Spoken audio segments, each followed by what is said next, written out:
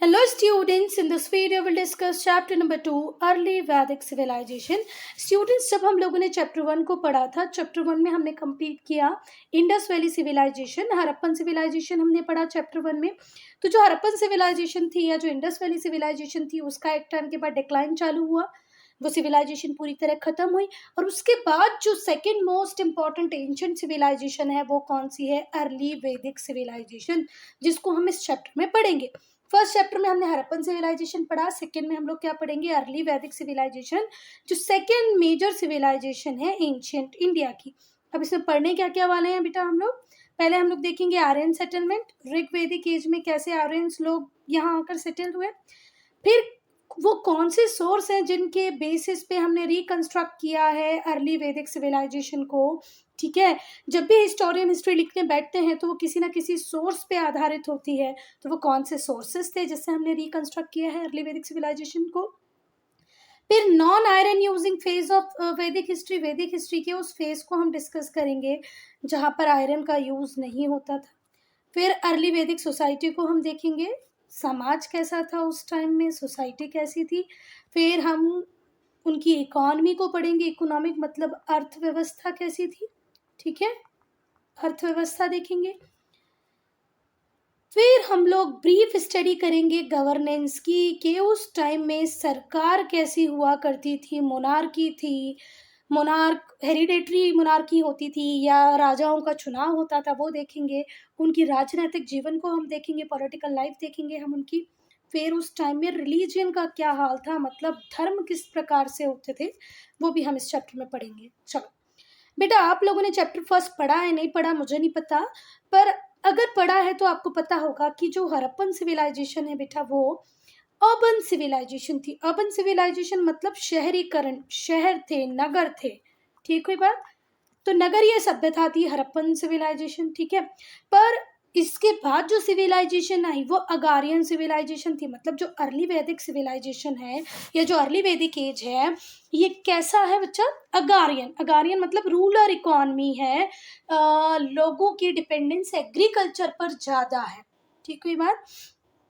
तो तभी लिखा है डायरेक्ट कॉन्ट्रास्ट। कॉन्ट्रास्ट मतलब एक शहर की बात करता था तो दूसरा गांव की बात कर रहा है। एक अर्बन इकोनॉमी थी तो दूसरी रूरल इकोनॉमी है, रूरल इकोनॉमी है। ठीक है बात? चलो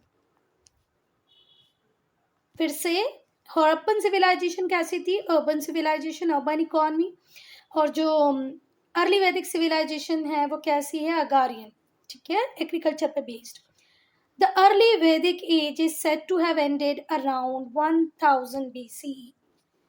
BC बोले तो बिफोर क्राइस्ट है ना, मतलब जो 1 AD से जहाँ पर आज हम 2023 में है उससे कितना साल, मतलब टोटल हम कितने साल पहले की बात करें? ये रहा 2023 और ये 1000 पीछे जाना है, मतलब हम 3023 की बात कर रहे हैं। तो ये जो वैदिक एज थी, अर्ली वैदिक एज थी, इसका खत्म होना कब माना जाता है? 1000 BC में, मतलब आज से कितना साल पहले? 3023 साल पहले। ठीक हुई बात बेटा? अब आप लोग 9th में हो तो AC BC तो आपको पता होगा है ना, इसमें इतना टेंशन की तो बात कोई होनी नहीं चाहिए।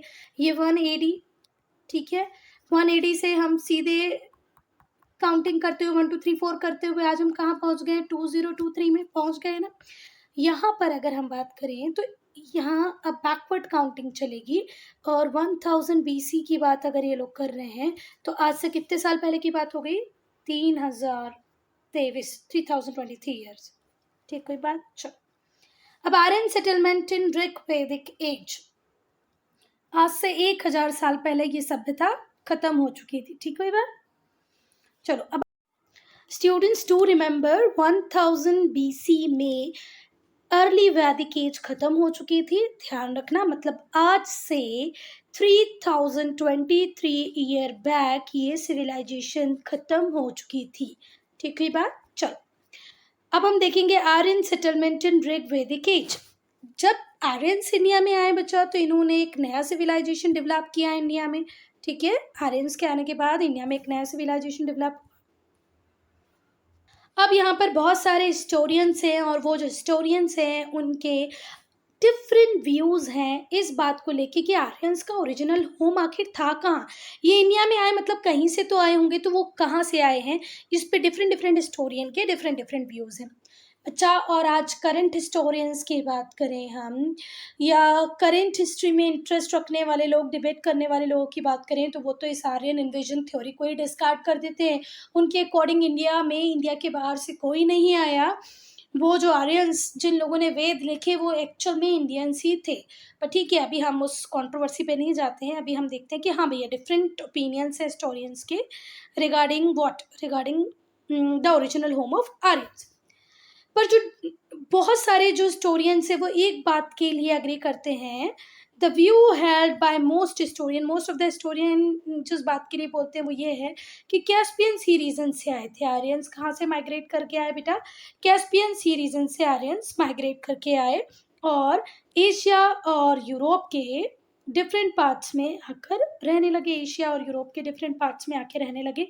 कहाँ से आए? कैस्पियन सी रीजन से। ठीक हुई बात। अब अगर हम इंडिया की बात करें कि इंडिया में आर्यंस कहाँ आकर रहे, ये भी बड़ा क्वेश्चन है कि आ तो गए कैस्पियन सी रीजन से ही, पर इंडिया में कहाँ रहे? तो इंडिया में ये रहे सप्त सिंधु रीजन में। एक लंबे टाइम तक ये लोग रहे सप्त सिंधु रीजन में। यहाँ पर सप्त मतलब 7, 7, हिंदी में 7 को बोलते हैं ना 7। सप्त सिंधु रीजन में रहे। तो ये सप्त सिंधु रीजन में 7 रिवर्स की हम बात करेंगे। किसकी बात? 7 रिवर्स, मतलब 7 रिवर्स जहाँ पर हैं वहाँ पर एक लंबे टाइम तक रहे। तो अब वो 7 रिवर्स में से 5 रिवर तो कहाँ की हैं बेटा? पंजाब की हैं। झेलम, चेनाब, रवि, व्यास, सतलज। ठीक है बात। झेलम को ऋग्वेदिक टाइम में क्या बोलते थे? वितस्ता। झेलम का ऋग्वेदिक नाम क्या था? वितस्ता। चेनाब को बोलते थे अश्किनी, रवि को बोलते थे परुष्णी, व्यास को बोलते थे विपास और सतलज को बोलते थे शतुद्री। क्या बोलते थे? शतुद्री। ठीक है बात। तो 5 तो ये रिवर हो गई पंजाब की। कौन कौन सी बच्चा? झेलम, रवि, चेनाब, ब्यास, सतलज, ये 5 रिवर हो गई। अब 2 और रिवर, तो 2 और रिवर हैं इंडस रिवर, जिसे हम सिंधु रिवर भी कहते हैं, और सरस्वती रिवर, जो आज खत्म होगी मतलब सूख गई है, जिसका आज नामो निशान नहीं है। कई जगह पे सैटेलाइट इमेजेस में दिखती है, बाकी नहीं दिखती। ठीक है बात। तो 5 पंजाब की और 2 ये रिवर। ठीक है बात। तो इंडस, जिसे सिंधु कहा जाता था, एंड द रिवर सरस्वती, ये जो सप्त सिंधु रीजन था, ऐसा बिलीव किया जाता है कि ये फर्स्ट परमानेंट होम था आर्यंस का। It was here that the hymns of Rigveda were composed, और यहीं पर ऋग्वेद की जो हिम्स हैं उन्हें कंपोज किया गया। ऋग्वेद के हिम्स मतलब भजन, डिवोशनल सॉन्ग्स, प्रेयर्स। ठीक है, ऋग्वेद की जो प्रेयर्स हैं, डिवोशनल सॉन्ग्स हैं, वो यहीं पर कंपोज किए गए। ठीक हुई बात। बेचा कुछ लोग इसको वेदा बोलेंगे, पर एक्चुअल में ये वेद हैं। ठीक है, वेदा नहीं है। क्यों एक्स्ट्रा ए लगा दिया, इसका रीज़न हम बार बार डिस्कस कर चुके हैं, कोई मतलब नहीं है उसको डिस्कस करने में। पर ऋग्वेद, ठीक है, ऋग्वेद की जो हिम्स थी उनको यहीं कंपोज किया गया सब सिंधु रीजन में।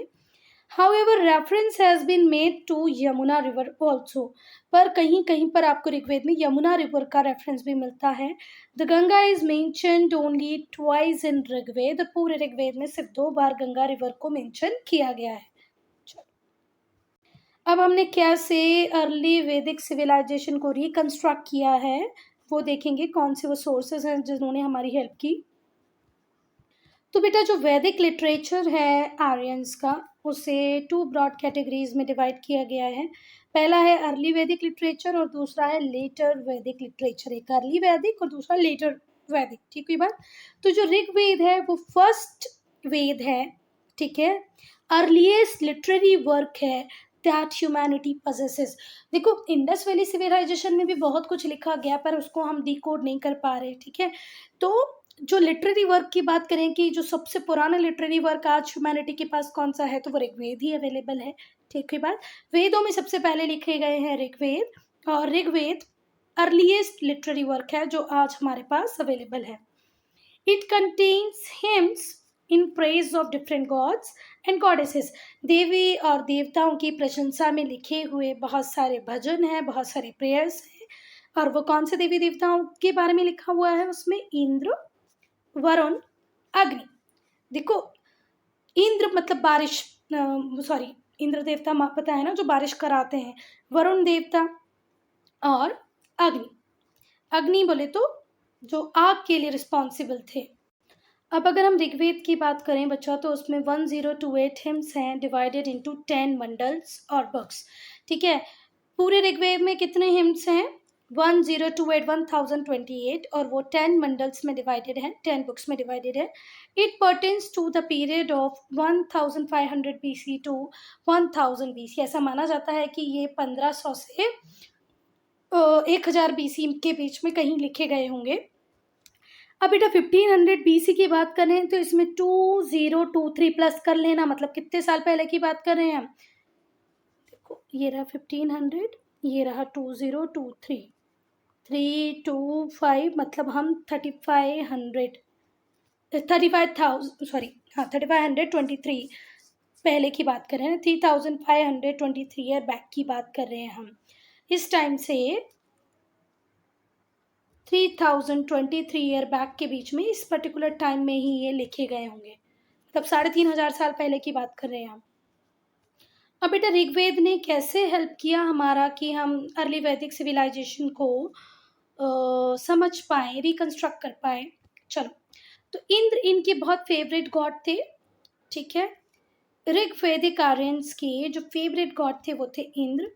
इन्हें कंसीडर किया जाता था रेन गॉड, बारिश मतलब हाँ, बारिश के भगवान। ठीक हुई बात। Clouds and rainfall naturally played a significant role in their economic life. अगर बच्चा आप एग्रीकल्चर बेस्ड इकोनॉमी में है तो पानी के बिना तो काम चल ही नहीं पाएगा ना बच्चा, इरिगेशन चाहिए। तो इनकी इकोनॉमिक लाइफ के लिए सबसे सिग्निफिकेंट रोल था रेन गॉड का, और इसीलिए इंद्र इनके फेवरेट गॉड थे। There economy was predominantly an agriculture one. इनकी इकोनॉमी किस पे बेस करती थी? खेती किसानी पे, एग्रीकल्चर पे। चलो, in the Rig Ved, the god Indra is also called Purandar. Purandar means क्या होता है बच्चा? Breaker of forts. ठीक है बात।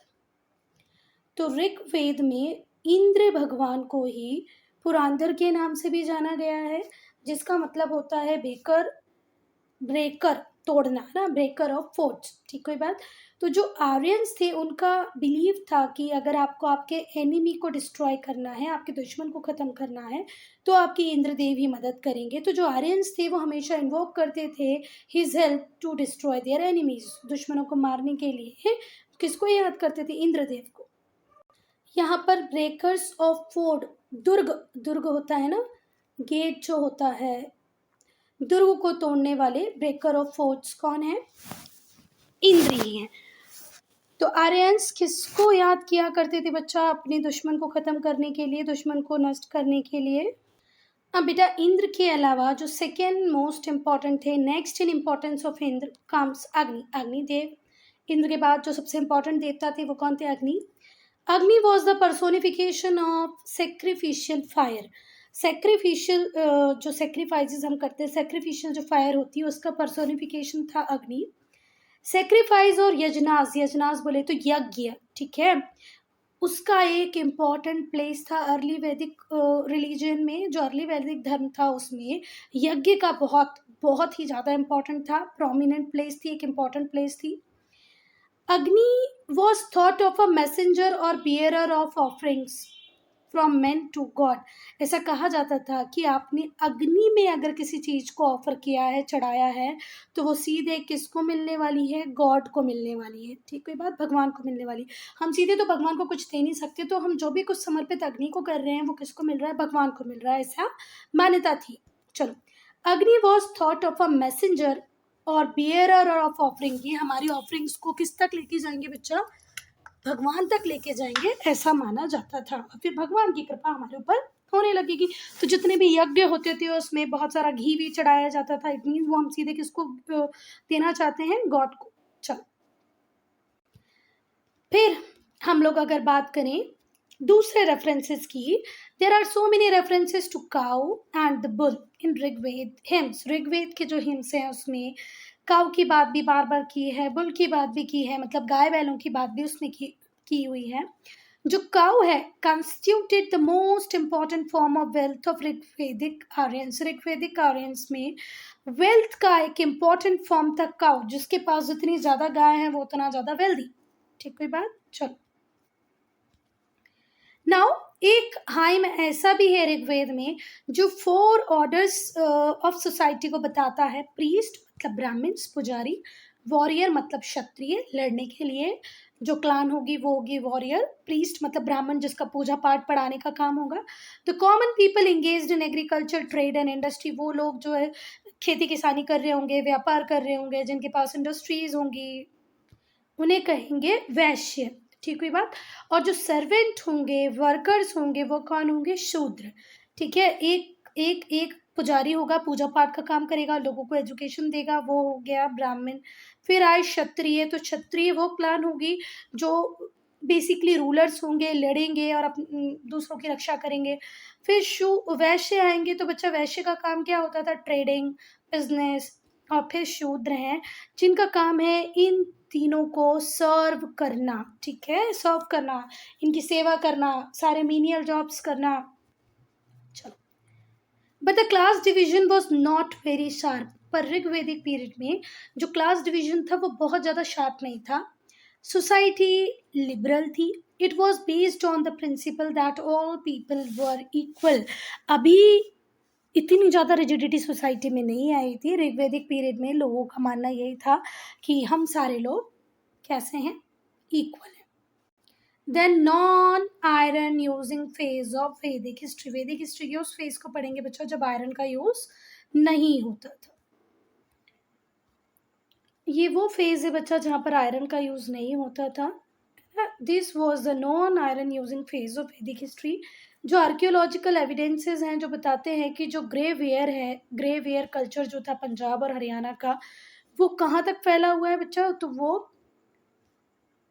फैला हुआ है भगवानपुरा कुरुक्षेत्र तक, दधेरी लुधियाना तक, कटपालन और नगर जलंधर तक। ठीक हुई बात? और बेटा ये जो ग्रे वेयर हैं ये कुछ और नहीं, मटके हैं। क्या हैं? मटके हैं। किस कलर के हैं बच्चा? ये ग्रे कलर के हैं। ठीक है बात? तो ये ग्रे वेयर आपको पंजाब और हरियाणा में तो मिलता ही है, साथ में कुरुक्षेत्र के भगवानपुरा तक मिल रहा है, दधेरी लुधियाना में भी मिल रहा है, कटपलन नगर जलंधर में भी मिल रहा है। ठीक है, तो जो इकोनॉमी थी ऋग्वेदिक आर्यंस की वो chiefly अगारियन and pastoral.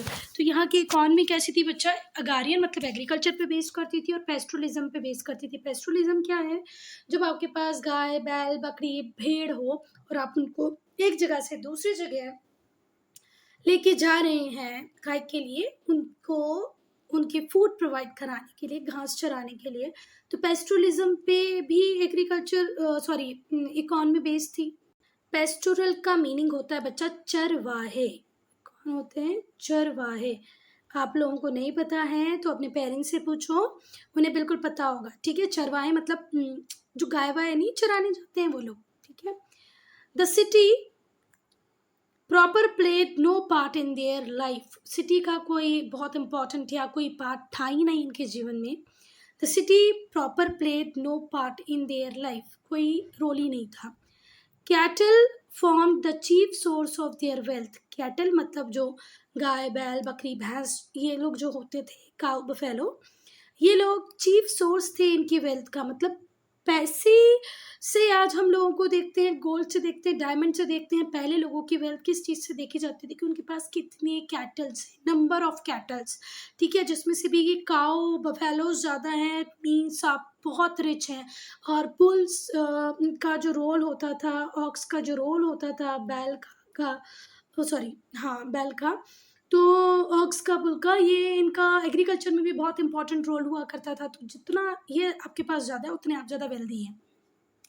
While the copper and bronze were available in plenty, इस टाइम में भी कॉपर और ब्रोंज बहुत ज़्यादा क्वांटिटी में अवेलेबल था। The use of iron was not known to early Vedic Aryans. पर अर्ली वैदिक आर्यंस को आयरन का यूज करना नहीं आता था। Copper was there, bronze was there. अब हम अर्ली वैदिक सोसाइटी की बात करेंगे। तो सोसाइटी कैसी होती थी? फैमिली की बात करो तो बेसिक जो सोशल स्ट्रक्चर की जो बेसिक यूनिट थी वो थी फैमिली। फैमिली जॉइंट फैमिली हुआ करती थी। जॉइंट फैमिली सिस्टम प्रेवलेंट था, मतलब चलन प्रचलन, प्रेवलेंट मतलब होता है प्रचलन। प्रचलन में क्या था? Joint family system. हाउसेस उस एज में वुड और रीड के बनाए जाते थे, लकड़ियों के बनाए जाते थे, मतलब लकड़ियों से बनाए जाते थे घर। जो ऋग वैदिक सोसाइटी थी वो पैट्रियार्कल हुआ करती थी। पैट्रियार्कल मतलब पितृसत्ता, पापा का मेल डोमिनेटिंग सोसाइटी हुआ करती थी। पापाओं का ज़्यादा इम्पोर्टेंट हुआ करता था। In which grihapati master of house dominated in family and social life, मतलब जो मास्टर होगा घर का वही फैमिली में और सोशल लाइफ को डोमिनेट करेगा। ठीक हुई बात? चलो, तो फैमिली एक बेसिक सोशल स्ट्रक्चर की बेसिक यूनिट थी। फैमिली सोशल स्ट्रक्चर की बेसिक यूनिट थी फैमिली। फैमिली उस टाइम में जॉइंट फैमिली हुआ करती थी, घर वुड के और रिड के बने हुआ करते थे। जो ऋग्वैदिक सोसाइटी थी वो पैट्रियार्कल सोसाइटी, इस बात का बहुत ज़्यादा ध्यान रखना। ऋग्वैदिक सोसाइटी कैसी थी? पैट्रियार्कल, जिसमें जो गृहपति हुआ करता था, मास्टर ऑफ द हाउस, वो डोमिनेट करता था फैमिली को भी और सोशल लाइफ को भी। अब विमेन की पोजीशन की बात करें तो women were treated as being equal with man. Man की इक्वली थी वीमेन, मतलब ये एक पॉजिटिव पॉइंट है ऋग्वैदिक पीरियड का कि औरतें और आदमी इक्वल माने जाते थे। They took part in all religious rites, जितनी भी रिलीजियस सेरेमनी होंगी, रिलीजियस रिट्स होंगी, उसमें पार्ट लेती थी औरतें भी। जितने भी धार्मिक संस्कार हुआ करते थे, रिलीजियस रिट्स मतलब जो हम यज्ञ कर रहे हों या कोई पूजा वगैरह कर रहे हो, रिलीजियस रिट्स धार्मिक संस्कार जो होते थे उसमें औरतें पार्ट लेती थी। विमेन वर गिवन एजुकेशन, औरतों को एजुकेशन दिया जाता था। ठीक है। There were women scholars, women were given education, औरतों को पढ़ाया जाता था। वीमेन स्कॉलर भी थी who composed hymns and were well versed in sacred scriptures।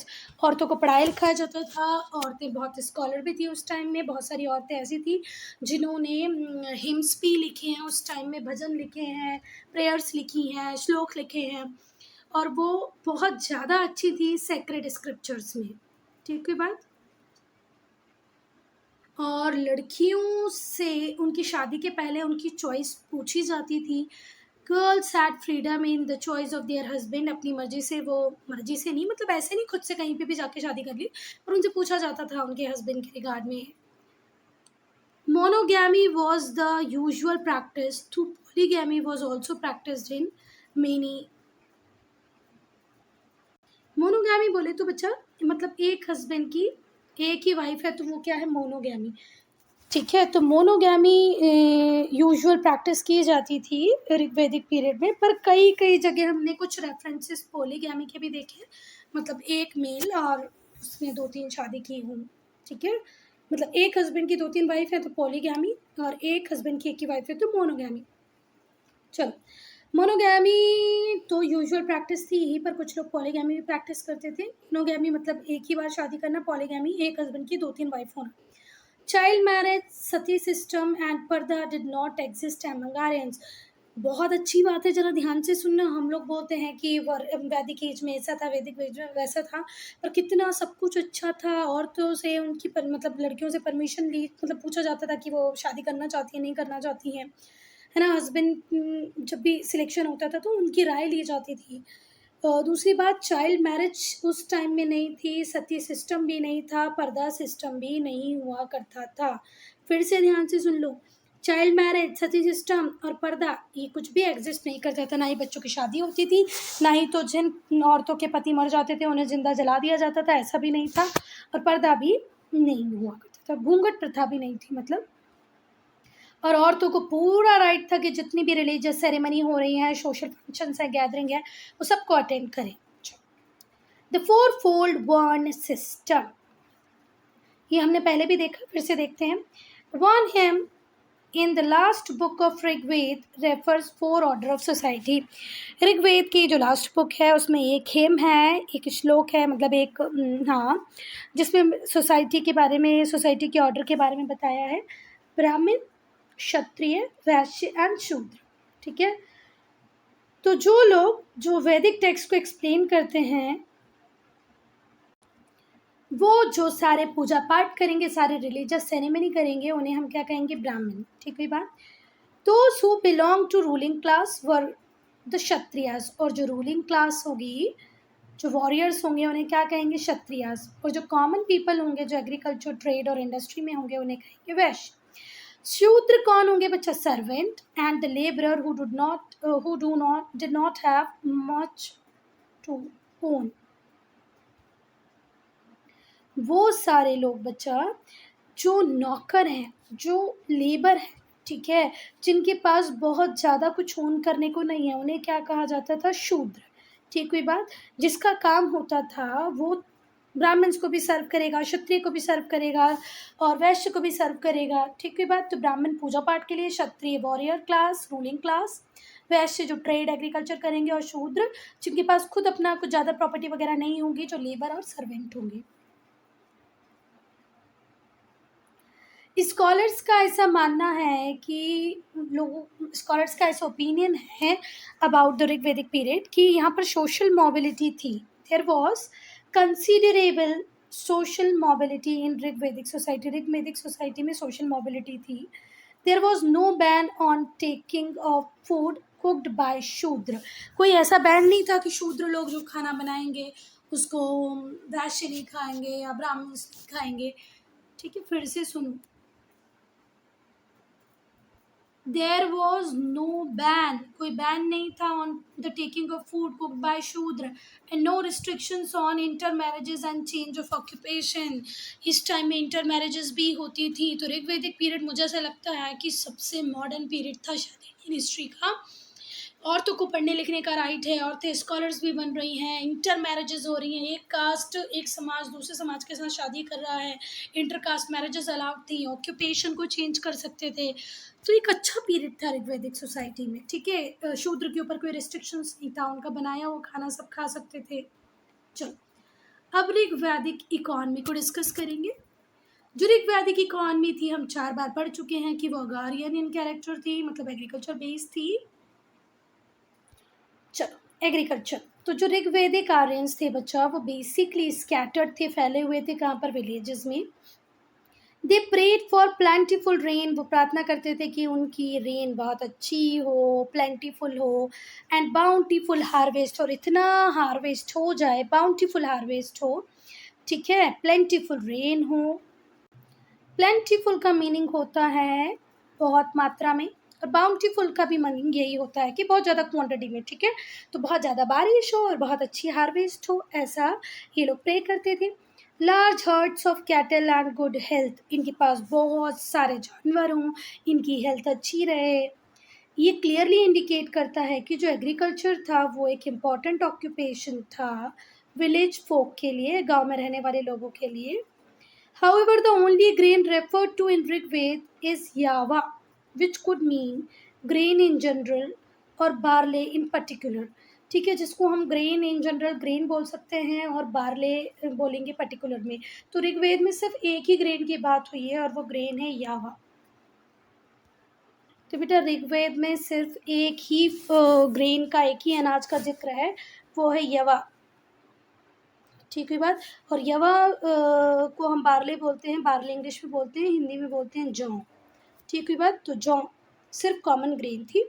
Domestication of animal, they begin to be dependent on pastoral economy. इनको economy pastoral economy भी थी। चरवाहे ज़्यादा थे। ये देखो, घास पेड़ पौधे उस टाइम बहुत थे, तो गाय बैल बकरी उन घासों को खा के इन्हें मिल्क देती थी। मिल्क से ये बहुत सारे आइटम्स बना लेते थे।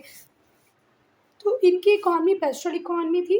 Cattle formed an important item of धन गिफ्ट,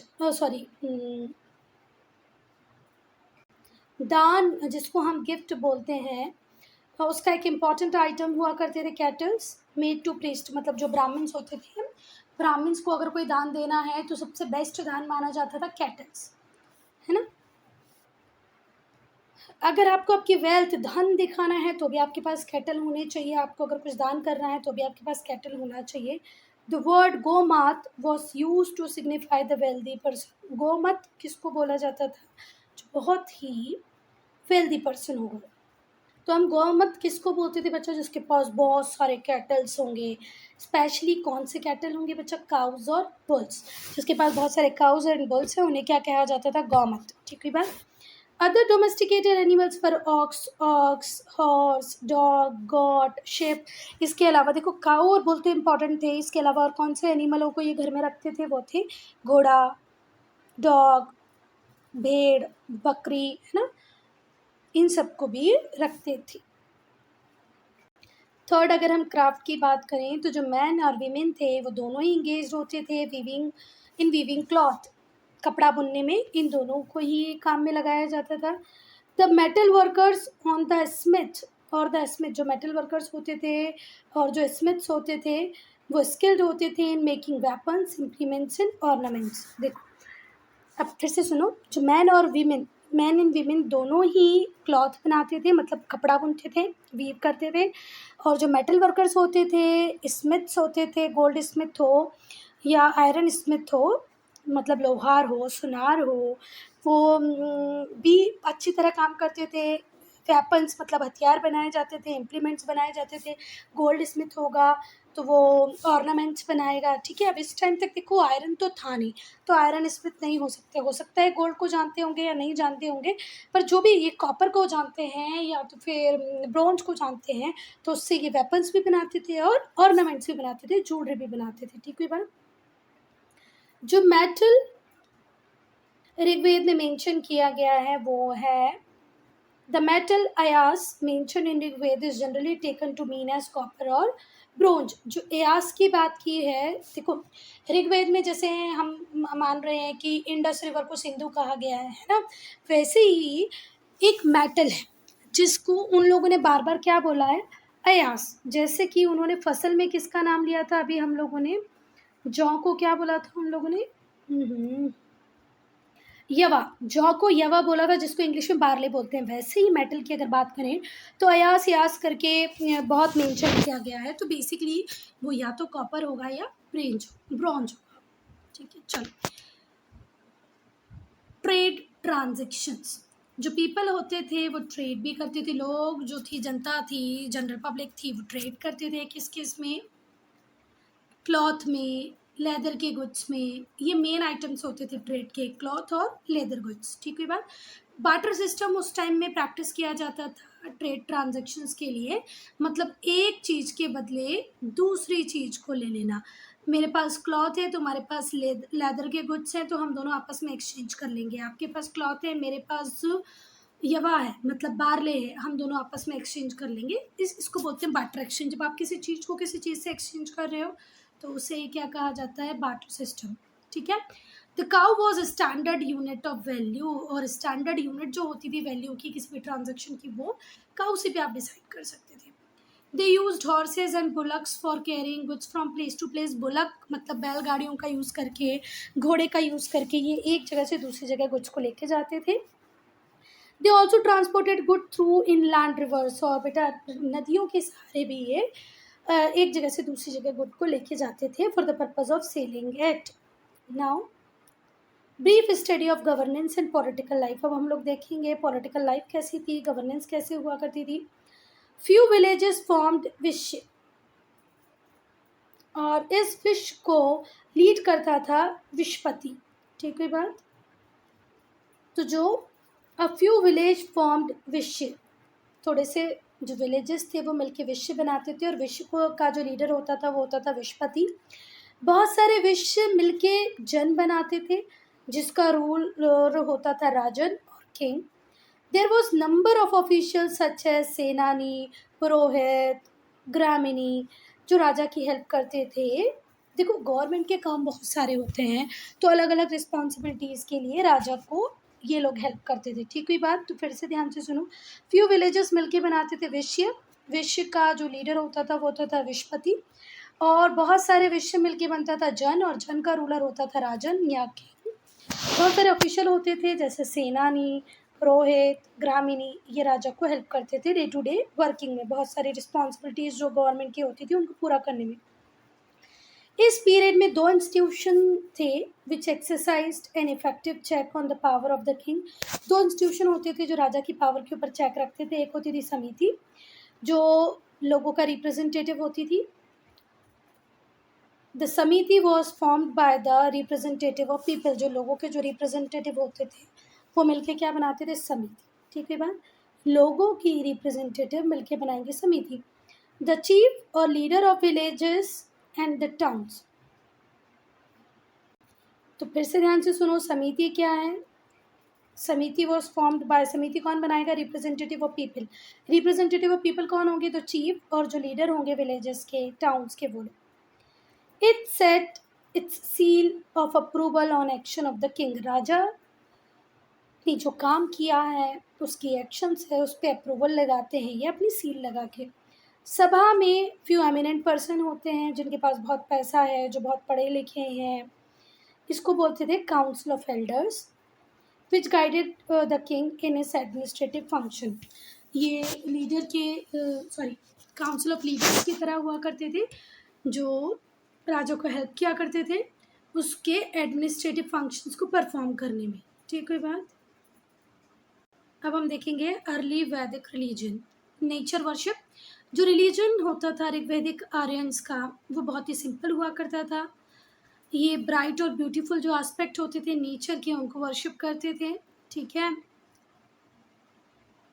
और इनके अकॉर्डिंग जो नेचर था वो मैनिफेस्टेशन था सुप्रीम गॉड का, इसीलिए ये वर्शिप करते थे किस को बेटा, बहुत सारे नेचर गॉड्स को, जैसे कि वरुण जो सीजन्स को रेगुलेट करते हैं, उषा जो गॉडेस हैं डॉन की, Surya sun god, Indra god of thunder rain और war, Vayu wind god, Prithvi the goddess of earth, Agni sacrificial fire.